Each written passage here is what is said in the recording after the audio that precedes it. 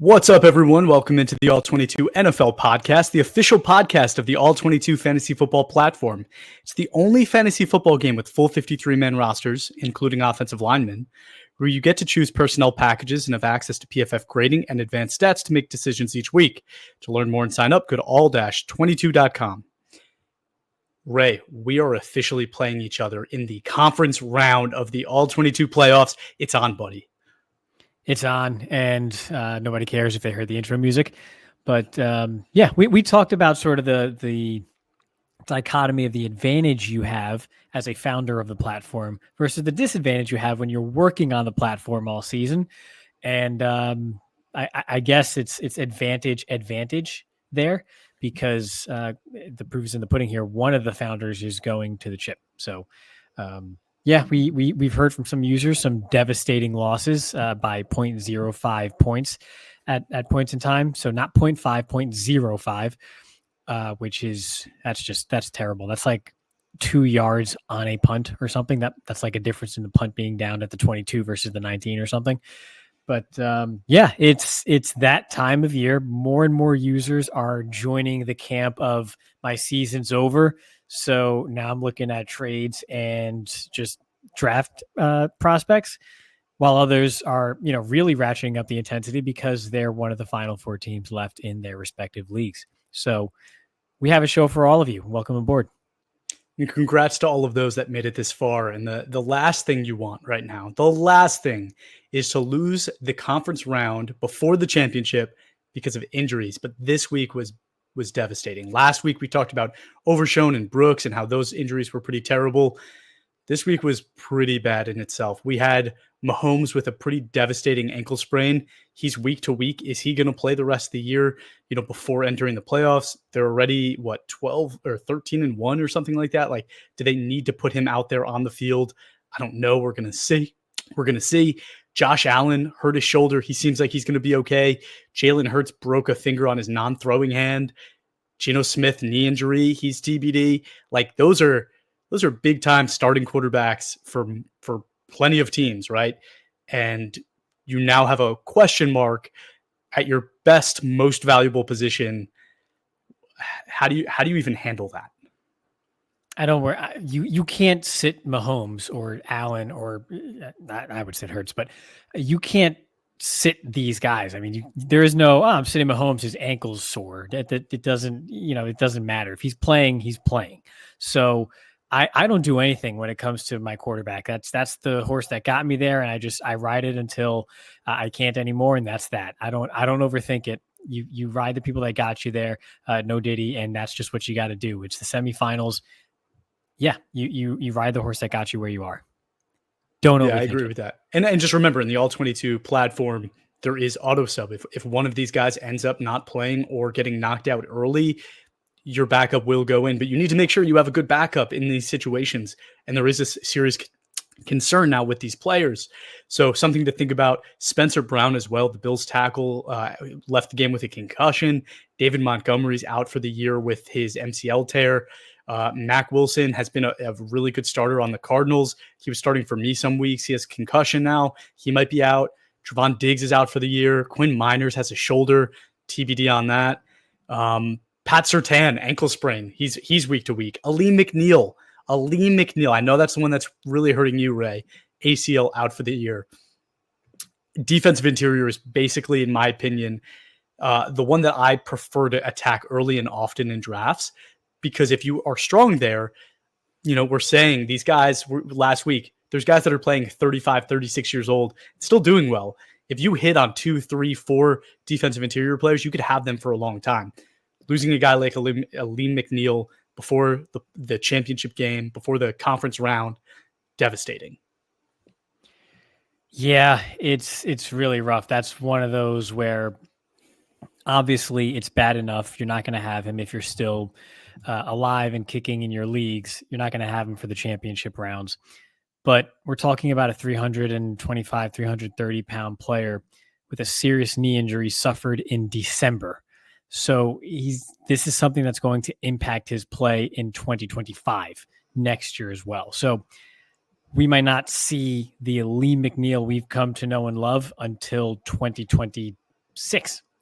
So, 2 seasons from now. And that's the most devastating part of all this, is that any major injury suffered now has lingering effects beyond this season and the immediate future, and likely into, if not all of next season as well. And that's the tough part, especially for a big guy like Alim McNeill at a position where it's hard to find guys that play at that level that consistently. They just don't come around very often. Alim McNeill, in my opinion, is one of the top 5 defensive interior players in the entire league. And yeah, it's a huge loss. There is no waiver wire pickup to stop the bleeding. There's none of that. It's just something you just have to swallow the pill and hope that you can make up for it elsewhere, and cross your fingers that you have enough to get across the finish line these next 2 weeks. But it really does alter draft strategy as well.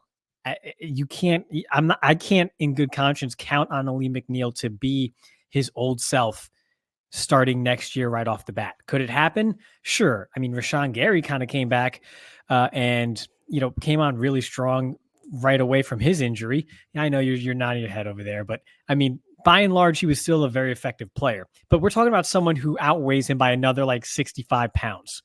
It's different when you're dealing with bodies that big. So yeah, I don't know. I'm taking a closer look at Mason Graham, Kenneth Grant in my rookie draft. Likely. I typically take quality defensive interior players if I like them and I can get them anyway, even if it's a position of relative strength, but especially if the one I'm counting on the most is coming off of a major knee injury. So bad news all around there.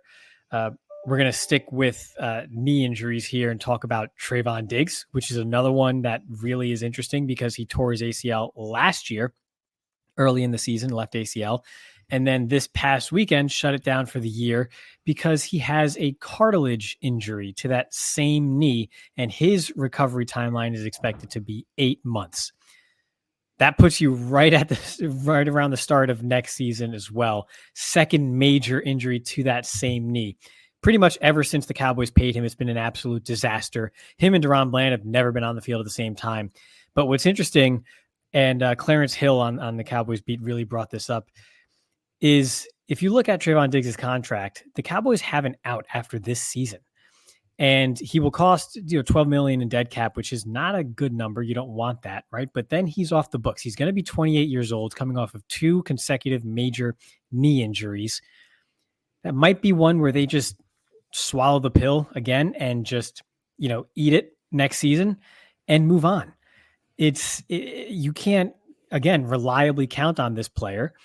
And the profile is not setting up for someone who's now going to go back to his old form at age, 29, back when he was picking off passes as a 24-year-old, leading the league in interceptions. It's just one of those deals where it seems like it might not have worked out. And if you're a Trevon Diggs owner, I'm not sure you're going to find a better situation than being a ball-hawking cornerback playing behind someone like Micah Parsons, who forces early pressure and forces turnover-worthy plays. That's pretty much the best possible fit you could have for Trevon Diggs. So if that changes by any means, you can't count on the player, even just in that aspect, health permitting, that you become accustomed to over the last 2 to 3 years on the platform. So I would sell him maybe in the midst of all this other injury news. People have not yet caught on to how serious this is for Trevon Diggs. I might move on from Diggs as well. So I think the theme here is some of these injuries. Yes, there's a lot of them. The quantity is upsetting, but I think if you look at some in particular, you have to look at some of the long lasting effects and see if that changes how you go about team building in the offseason. All good points. There's 3 others I just wanted to touch on really quick. Jalen Waddle has a knee injury as well. It's not thought to be serious, but it's definitely something to watch. Landon Dickerson also has a knee injury. It's TBD. Nothing's been released about it. TJ Watt, low ankle injury. Usually the low is better than the high, so we expect that he would try to play through it, especially with the Steelers being where they are, but it's something that could affect his play. And the reason I wanted to bring up this topic of injuries, and obviously the list is really long, and again, you're going into your conference round, you have to build depth at those positions. Now that you know that there's some lingering injury with these players, even if they decide to play, you need to make sure you have depth behind them. Go hit free agency, go find that that hidden, needle in the haystack that can get you the win if you need to call on them. Make it happen. You need to build that depth. But let's jump to another conversation, Ray, for those teams that are out and looking to next year. One thing that you have to start thinking about at this time is what players on my team are going to be free agents. And PFF released a list on December 4th that listed out the top 25. We're going to go through about 15 of these guys. And I want to have a conversation. We're both going to say our opinion, whether we would be buyers or sellers. What would we rather be, buyers or sellers of each of these players?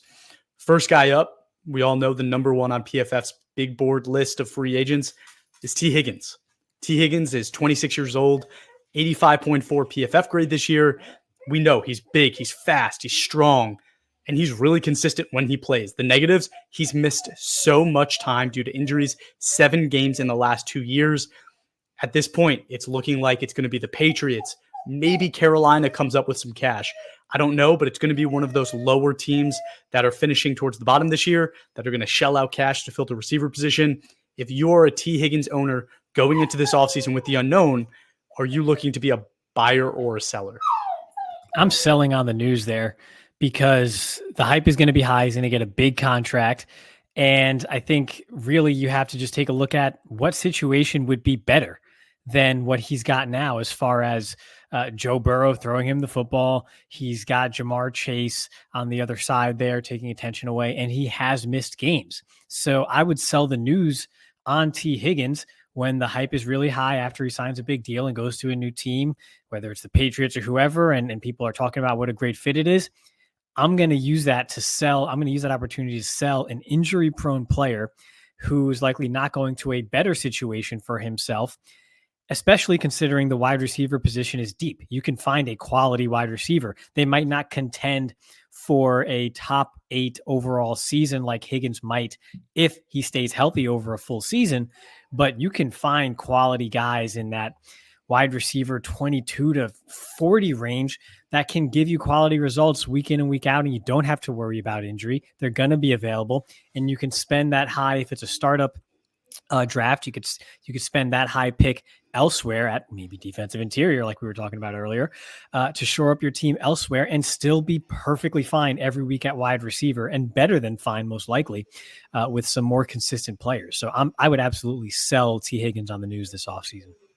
I'm in agreement with you. Usually when there's a 26-year-old guy that's in his prime and looking elite, I say be a buyer, right? But at the receiver position, you touched on it. It's so deep. I don't think you need to do that for a player like T. Higgins. So I would also be a seller. Trey Smith is second on their list. Guard from the Chiefs, 26 years old as well, 77.6 PFF grade this year. And we know him. He's one of the best young guards in football. Massive, massive, massive human being. But I think you need to ask yourself, is this a result of the offense he's a part of? 6th round pick, stepped up in a big way and is doing fantastic things. But if he does not get re-signed by the Chiefs, does it look the same? I think that's a really big question mark. For me, I think that makes me a seller, but I also know how hard it is to get guard right in the All-22 platform and how rare it is to have a good one, especially a young one. So I'm saying that with caution. If you get the right return, be a seller. I'll never sell Trey Smith. I just won't. I collect quality big football players, and he's a quality big football player. I think ultimately he stays in Kansas City anyway, but if he doesn't, yes, he's playing next to a phenomenal center in Creed Humphrey, but I would imagine that his next stop will have a better option next to him at tackle than he's been dealing with in Kansas City, which, again, you want to talk about synergies and all else there. I don't think the situation around him will get much worse, because if there's one thing that is pretty subpar when it comes to the Chiefs, it's the offensive line, in particular on the edges of that offensive line as well. So it's not as if he's surrounded by immediate, just great talent around him that is propelling him to this performance. He's just that good of a player. And at his age, guards can go into their early-ish 30s. I'm 100% keeping him. It's hard to find. And there's seems to be a couple good rookies in this class, but I'm not selling Trey Smith. I don't think I'd get the return I want. I'm keeping him. I think there would have to be some big things to happen to the Chiefs this offseason, like maybe Travis Kelce retiring, for them to want to spend that kind of money on another interior offensive lineman because Creed Humphrey has already been paid? Do you really have $200 million interior offensive linemen? I don't know. And I think somebody's going to give Trey Smith that money. We saw last year Robert Hunt get that money. It's another year. He's going to get that same kind of paycheck. So I think it's more likely that he leaves because the money's just going to be too fantastic for him out there on the market.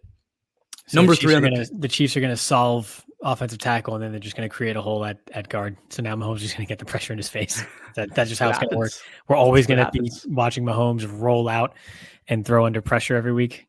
That's why it's hard to pay your quarterback $50+ million, right? I mean, that's just the nature of the beast. Fair enough. Jevon Holland is number 3 on PFF's free agent big board. Safety from Miami, 25 years old. He's entering free agency. I think he's the youngest guy in this list. 60.9 PFF grade this year. There's been a lot of ups and downs in this guy's career.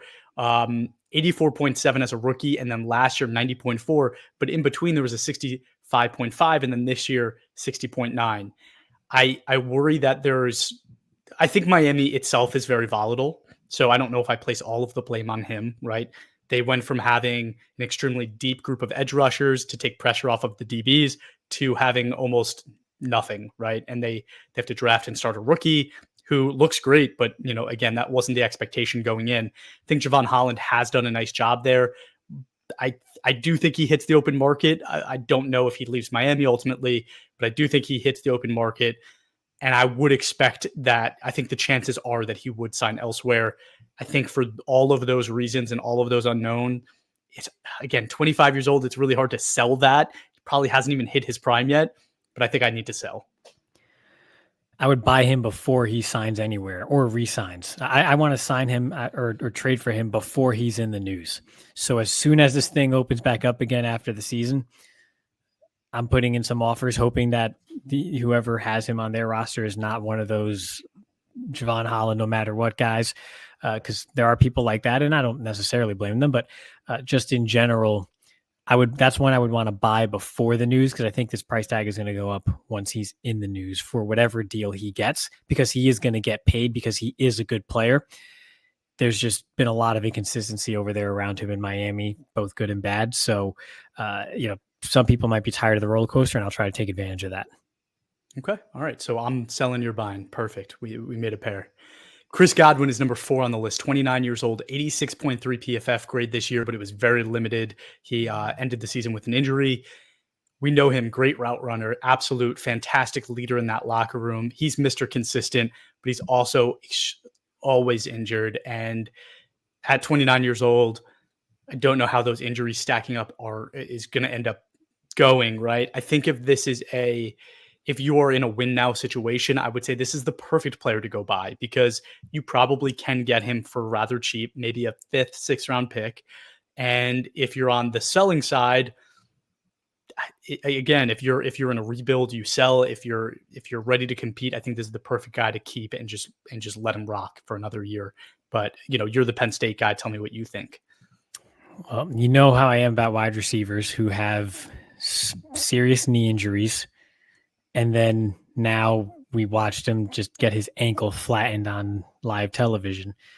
So there's just two major red flags. So I'm absolutely buying Chris Godwin if I am in contention, because quite frankly, I thought his counterpart Mike Evans by this point in time would be on the fritz, and he's still kicking alive and well. And I think Chris Godwin is just the type of player that is just he's pretty much the epitome of what I was discussing earlier when it comes to why I wouldn't spend a high pick on T. Higgins, because you can find a dependable type of wide receiver much later on for much less investment. That's Chris Godwin. It's not like he wins with just overt explosion and playing above the rim or anything else. He's just a consistent, get open, smooth operating route runner who just makes dependable play after dependable play. I don't think that goes away, even if maybe he falls off a little bit from this injury. And I imagine you could pick him up pretty cheap. So he might not be an every week starter anymore, given the stage of his career that he's entering. But if you can get him as a wide receiver 4 that you could plug in as a third guy, depending on matchup, or if you see that he is sort of continuously putting up his weekly 72, 73 type of grading where he's not winning you the week, but by God, he's giving you an advantage over the flex of the other team of your opponent's offense, then yeah, I'm absolutely buying that if I'm contending because yeah, it's cheap, it's dependable, it's reliable. The price tag's not too high. Okay, we're on the same page. Number 5 on the PFF big board is Khalil Mack, edge rusher for Los Angeles Chargers, 34 years old, 90.9 PFF grade still. I think we're talking about a borderline Hall of Famer here. Is he a Hall of Famer? I don't know. It's up for, we can discuss, but I think he's definitely borderline, and he's still producing extremely well. Is there a cliff on the horizon?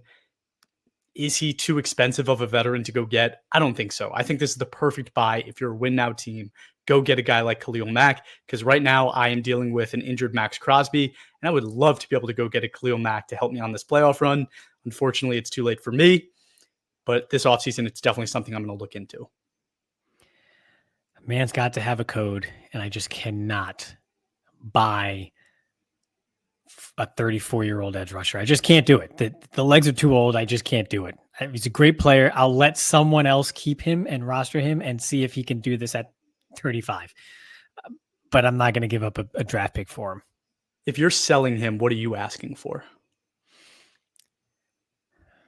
A 4th or 5th. I would sell him for a 5th. I would sell him for a 5th round pick. That's it's a top 50 player. And in this class, maybe I have an overinflated sense of scouting prowess, but I feel like I could find a quality player there. And understanding his age, I'm not going to get, a round 3 type of return. I would trade him for a 5th if we're talking draft capital. People, if you're listening out there, if you can get a 90.9 at edge rusher week over week for a 5th round pick, for even if it's for a year, go do it. Go do that. And that's why I'm saying it's the perfect balance there. Me and Ray are going to be great trade partners this offseason. DJ Reed is next on the PFF list at cornerback for the Jets, 28 years old, 73.3 PFF grade. He's been a really solid starter for them. Great. It's a great defense to be a part of. I think he uses his strengths really well, right? He's a smaller guy.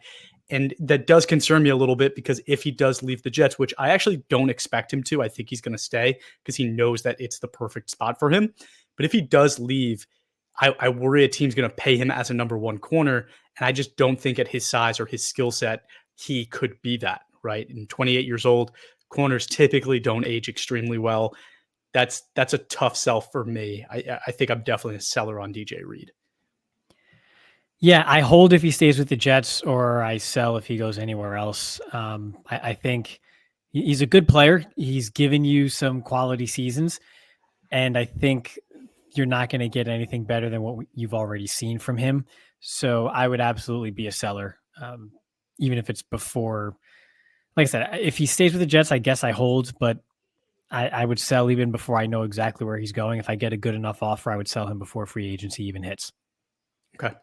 I got to talk to the big dogs over at PFF for who they had at number 7. I was a little shocked by this, but they have Amari Cooper at number 7, wide receiver now on the Bills. He's 31 years old, has a 68.3 PFF grade this year.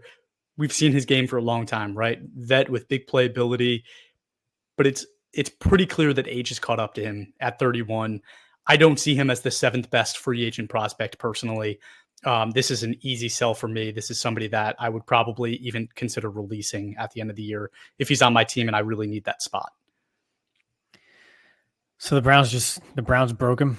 They finally did it. And then even by the time he left town, he just wasn't, he was damaged. Yeah, I mean, he's also just 31 years old at receiver, and he's a bigger bodied guy. It's tough.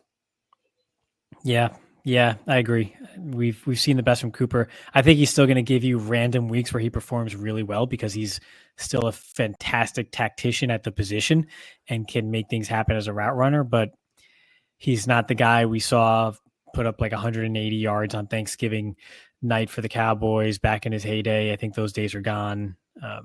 Yeah, it's time to sell. Tactician, fantastic word. Ronnie Stanley is number 8 on the list, tackle from Baltimore, 31 years old, 70.8 PFF grade this year. And he's been probably the most trusted offensive lineman for Baltimore in the last, 8 years or something like that. but he's never played an entire 16-game season. The best ability is availability for me, especially on the offensive line. Tackle is such a hard position to, have those solid starters week in and week out. It's really hard to trust a guy that just can't stay healthy. I think for me, he's still valuable. I think you can still get something valuable for him. You were talking about a 5th-round pick for Mac. I think Stanley, 31 years old, again, tackles tend to age a little bit better. I think he can probably fetch you maybe an early 4th-round pick. And I think if you can get that, I'm selling. I'm not giving you that for Stanley. I worry about his injury history. I think there's an Achilles in there as well, which that leads me to believe he won't age as well as some other offensive tackles have in the past. So I think he's a good player that's been sapped by injuries. And I would just say it's a bad time to need offensive tackles. So if you do need one, you can't get one in the draft, but I wouldn't necessarily turn to Ronnie Stanley either to help solve that issue for me. So I'm definitely not a buyer for Ronnie Stanley. Okay, and this is where the conversation really heats up, Ray. It's your boy. Number 9 is Sam Darnold, QB from currently Minnesota. That's where he stopped at right now. 28 years old. He will be 28 years old when he plays next season. 84.8 PFF grade this year. And we've all, taken note of this amazing run that he's on for one of the top offenses in the NFL. And you know what? Truth is he's really driving that ship, and he's doing a great job doing it. Did he learn enough this year? Did he learn to play within structure? Has he learned to be a leader on a team at, again, 27, 28 years old? Or is this a 1-year thing? And if someone else signs him, if he goes somewhere else, that's not one of the best coach teams in the NFL with Justin Jefferson and a good offensive line and a good running game, does it fall off? What are you getting for Sam Darnold? What are you asking for? And is it worth it? This is tough for me. I want to have the conversation before I make my decision. So Sam Darnold has proven a lot of things this year. He's proven he is a starting quarterback in the NFL and a legitimate starting quarterback in the NFL. I would also say after some injuries, he's proven he can still get it done despite the offensive line not being so great anymore in Minnesota. They've suffered some loss at tackle there, and it's impacted some things up front, and he's still performed very well and won a lot of games there. I think ultimately he re-signs with the Vikings, which would be an overall good thing. I do think based on his career, you cannot conclude at this point anything but the fact that while he is a quality starting quarterback, he is dependent on situation. You can't just drop him on the Raiders and think he's going to put up this same type of performance. We've seen that that's not the case. Maybe he found some stability and now has that foundation as a player to fare much better in a less than ideal situation than back when he was 21 years old with the Jets or when he was with the Panthers when they were still a mess. But that's not a certainty because we've only seen quality play when he's with an environment like the Vikings. So I would say it's a bit situational dependent, but if he re-signs with the Vikings, I'm keeping him. But if someone is trying to trade for him, then you have to give me a 1. I assume you're gonna either you like a quarterback enough to take one in the rookie class, in a rookie draft upcoming here, or you don't and you want to get someone else and look elsewhere, and that's fine. But then I'm going to need that 1st-round pick because he's a quarterback. That's what it's going to take. So similar compensation to what you would expect in the actual league for a starting NFL quarterback at the very least, especially one who's not even 30 years old yet or won't be 30 for another couple of years. So I think ultimately he stays in Minnesota and I would hold him, but he would go for a pretty high price tag if I were to move him if he stays there. I don't even think Darnold wants to be in another type of rebuild situation. He's done that for too many years in his career already. I think he knows better. And I think even over, $2 or $3 million a year, he's not going to make a move like that. Yeah, and I think you hit on the most important thing, which is I think if you own Sam Darnold, you actually cannot move him until you know if he's going to re-sign or not. So I think the advantage of the free agency conversation doesn't really make sense for Sam Darnold. You need to know if he's going to re-sign in Minnesota. If he does re-sign in Minnesota, I am probably keeping because I think you have a quality starter. If somebody offers you 2 first-round picks or a 1st and a 2nd, maybe I consider it, but I think that's what it would take if he re-signs in Minnesota. If he does not, and he goes to a team like the Raiders, his value diminishes in a huge way, in my opinion. I think at that point, trade him all day, get what you can. And I'm thinking that's going to look like something like a second and a fourth. And I think you take it.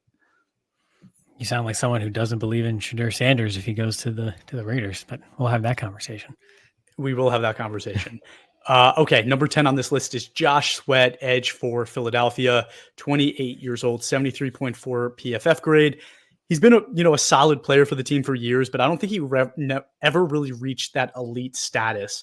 And I think that, knowing that he wasn't a first or second round draft pick, is he a bit of an outcome of just being a part of that situation and that organization? I don't know what's going to happen if he leaves. And with the contracts that they have tied up, I think he does leave. I think he kind of has to leave to get the payday that he deserves, right? 28 years old. There's still probably 3 years of good play in him where he can make some really nice money. I think he leaves, and I think I'm selling.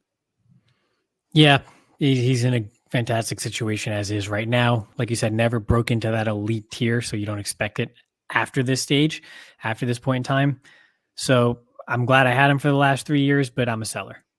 Okay. There are 5 other guys that I wanted to just touch on here because, in my opinion, they might be higher valued in my mind than some of the guys we already spoke about, but they weren't top 10 for PFF. Fine. Travarius Ward for San Francisco had a really devastating year.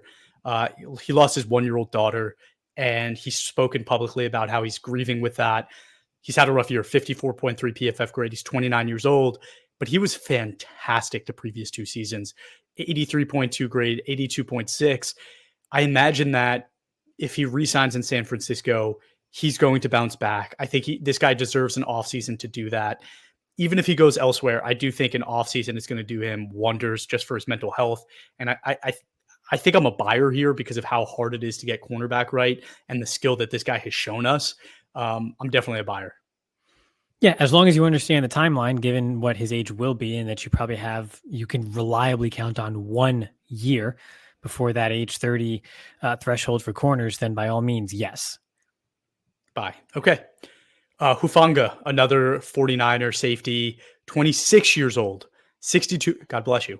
62.6 PFF grade. He had 2 solid years, 68.8, 70.5, part of that great defense, and he's dealt with injuries the past 2 years. 26-year-old safety, though, with solid play is pretty hard to come by. I do think he's pretty situation dependent. I think he gets good money and leaves. I don't think I'm a buyer. I think I'm a seller. Yep. Sell. Okay. Let's keep going. Drew Dahlman, center for Atlanta, 26 years old, 76.9 PFF grade, but he's missed a lot of time this year with injuries. He's been brilliant as a starter, though. When they called on him as a rookie, he stepped in, and since then, it's been nothing but brilliance. And we all know it. It's a great line to be a part of. Atlanta has consistently put together one of the best offensive lines in the NFL. Can he do the same thing without it? Ultimately, I think he does re-sign on a semi-team friendly deal, considering he's coming off of an injury. And at 26 years old, I think I'm a buyer of Drew Dahlman. And I don't think it'd be that expensive. I don't think he'd be terribly expensive. And you have to think with the Falcons knowing what they have at quarterback moving forward. Yes, you have the Kirk Cousins contract right now, but you understand that the plan is for Michael Penix to get some time here, whether it's next year or the year after, and you'll be dealing with that rookie contract window. You can structure contracts in a way where if you want to keep someone around who's 26 years old and you either defer some money or structure it in a way where you deal with that hit 2 years from now, you can absolutely do that. And so I look for Dahlman to stay there in Atlanta, and that's a good fit. Cool. All right. We're both buying. Dre Greenlaw, linebacker, San Francisco. We talked about it a little bit last week. 28 years old, 87.6 PFF grade in the 1 game he's played this year. But he's been one of the best linebackers in football when he is healthy. He's coming off of a pretty bad injury. So I think he needs to show us enough in the next few weeks that he is back and healthy for me to trust it, because I do like it, right? If he shows that and is healthy to end the year and then has a whole offseason to continue to rehab and get healthier, I'm all for buying this guy. 28 years old doesn't scare me with a guy with his talent and the way he plays. Yeah, I have to see it. I would not buy right now because I would have to see it, but that injury always scares me. Yeah, it would take a lot. I would need to see a lot of blue from here on out for me to consider it. Okay, last but not least, Ray, I saved this one. Justin Fields, backup quarterback for the Steelers, 26 years old, had a 71.5 PFF grade before he was benched for Russell Wilson. And Russ has been fantastic, so Justin Fields remains on the bench. And again, the first few weeks of the season, he looked fantastic. And then he started to struggle, and the Steelers benched him. I think personally that somebody is going to give him an opportunity to compete. I don't know what that looks like, right? It could be that he's competing with another veteran like he did this year, or it means he's competing with a rookie to give that rookie time to develop before they decide to start him. I don't know what that's worth, but I did see, and I'm broadcasting this out there, I did see somebody offer in a league a first and second round pick for Justin Fields during the season when Russell Wilson was the starter. Justin Fields had been benched, and I saw somebody offer a first and second, and I saw the trade get declined. People out there are believing in Justin Fields. I don't know what to make of it. I also don't know what he's actually worth, right? Like, what is the actual value of Justin Fields right now? And are we buying and selling?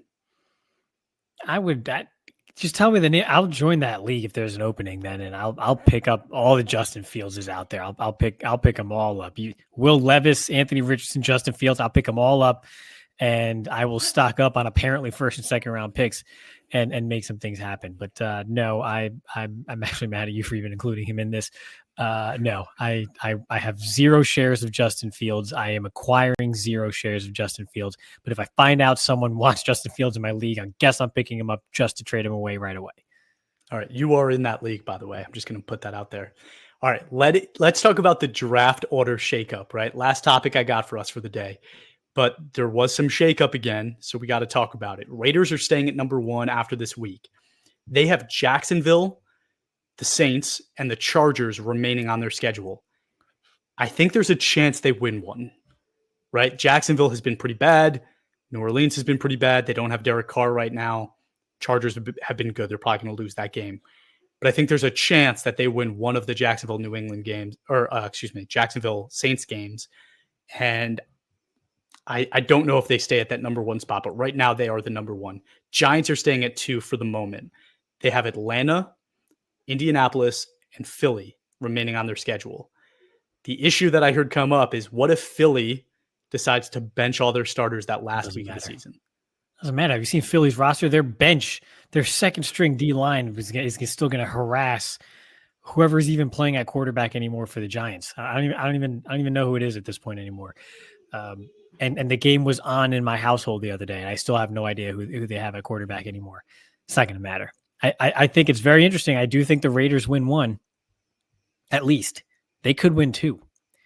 Yeah, that's really interesting. That's a storyline to keep an eye on for all you Shador fans out there. It really is, because I agree. I think at the end of the day, the Giants end up with the number 1 pick, and the Raiders may not even end up at number 2 if they keep winning football games. Patriots right now stayed at number 3. They have Buffalo, the Chargers, and Buffalo again. So I think there's a very good chance that they lose out these 3 games, and I think they slide into that number 2 spot. That's a great trade back opportunity for a team that has a quarterback already. Mm-hmm. For a team that, they want to trade out to a team that wants a quarterback and is going to trade up for Cam Ward or something. Ooh, Drake May, you might have a lot of help coming soon. That's good news for the Patriots. Yeah, and it's rough for Raiders fans. Jags moved from 5 to 4, and their remaining schedule is Vegas, Tennessee, and Indianapolis. I think they also might win a couple of those games, at least one. So I don't think they end up picking at number 4. I think they fall down this list. Panthers are at 5. They go from 4 to 5. They have Arizona, Tampa Bay, and Atlanta. I could see them losing those games, although Arizona is a winnable game. Yeah, I think so.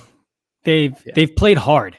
But I think they came back to earth against Dallas, and I think that might start a mini slide here to end the year. Yeah. But at least you found out you might not have to trade up for a quarterback, because that worked so well for them last time.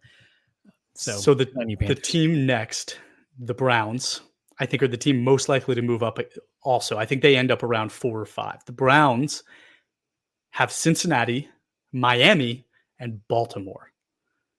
That's tough. That is tough for a team that's struggling to score points. It's a really bad year to really fall off the cliff and pick fourth, and all the quarterbacks are gone, or if there are quarterbacks in this draft according to how you feel about them. That's pretty rough. It's a rough year to have your bottom fall out of from under you. I already see the Browns Milrow or Ewers jerseys. It's not going to fix anything. It's not going to fix anything. I see it. I'm just telling you, I see it. One of them is going to be I hate for like Oregon next year, like the Oregon Ducks. So I don't know what they're getting their hopes up for. The Jets are at 8. They moved from 7 to 8. They have the Rams, Buffalo, and Miami. They also might be moving up this list. They're going to win at least one. They're going to stay right around where they are. Just watch. They're going to win at least one. They're going to mess around. Yeah, I mean, they could beat Miami. Miami is one of those teams that in any week they could lose or win against anyone, right? That's kind of how they are. So that'll be interesting to follow. The Bears, they stay at 9 currently. They have Detroit, Seattle, and Green Bay. Could they win any of those interconference games? Absolutely. But those are some teams that are playing very, very well right now and will be hard wins for the Bears. So I see them moving up this list as well. And then the Saints staying at 10. They have Green Bay, they have Vegas, and they have the Buccaneers. Okay, so here's what's going to happen. The teams you have to watch out for are the Patriots and the Raiders. What's going to happen is the Patriots are going to finish second overall with the second pick, and they're going to trade with the Browns. The Browns are going to get desperate, and they're going to trade up for Cam Ward because Quinn Ewers is going to go ahead and mess around and go back and transfer to Oregon or something, and the Browns are going to give Deshaun Watson 2025. I'm not even sure when that contract guarantee is up. Might be after 2026 for all we know. But I think they know enough to know he's not the answer. You get kind of a mobile athletic quarterback in that same mold that probably should sit at least a year because of his tendency to put the ball in harm's way, but has some potential and playmaking ability in Cam Ward. Let's make it happen. Let's see the Patriots trade down with the Browns, get some assets, let the Browns get their quarterback. Jerry Jeudy's emerged as the top receiver here, and it's a win-win for both sides. And if you're a Drake May owner, you are ecstatic about that because he's shown you enough where you were probably iffy about what he would look like in what was supposed to be a devastatingly bad situation for him. He's made it work, and now we can get some reinforcements. They could still draft a top receiver at 6? Let's make that happen all day, please. Let it happen. I'm interested to see what this receiver group looks like because it seems like it's good. Like McMillan is the clear number 1, but Burden has been in that conversation. I want to know what the fall off is between those two guys. How different is it? How big of a gap is there? And then how big of a gap is there between those two and everybody else? I don't know yet, but I know you're like a all-year scout, so I'm curious what you think. It's good enough. This receiver class is good enough. Elikiah Mainer's one. There's enough guys here. It's a pretty good class. Listen, it's not like last year where after the top 3, you wanted to put Brian Thomas Jr. in there as a 4th type of boom or bust guy who seems to be more of a hit now for sure. After that, you weren't feeling too great about it. This is much deeper this year. Awesome. All right. Well, this weekend, guys, there are a ton of games to watch in the college world. If you are ready to start scouting, we have Notre Dame and Indiana Friday, December 20th. We have Penn State SMU on Saturday, the 21st, Clemson, Texas, and Tennessee, Ohio on Saturday as well. So you have tons of scouting to get ready for. Ray, where are you going to be this weekend, buddy? I'm going to be with you, Chris. So where are you going to be this weekend? I'm going to be at Penn State. So if anybody's out there, if anybody's at that game and wants to hit us up, let us know. We're going to be bouncing around, having a great time. Super excited for that. We will be whited out for sure.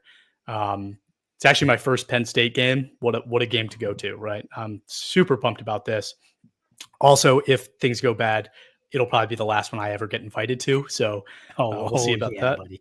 You might not make it back to New York, but let's just keep the good vibes going. So we'll be out there in person. First round of the college football playoff, the 12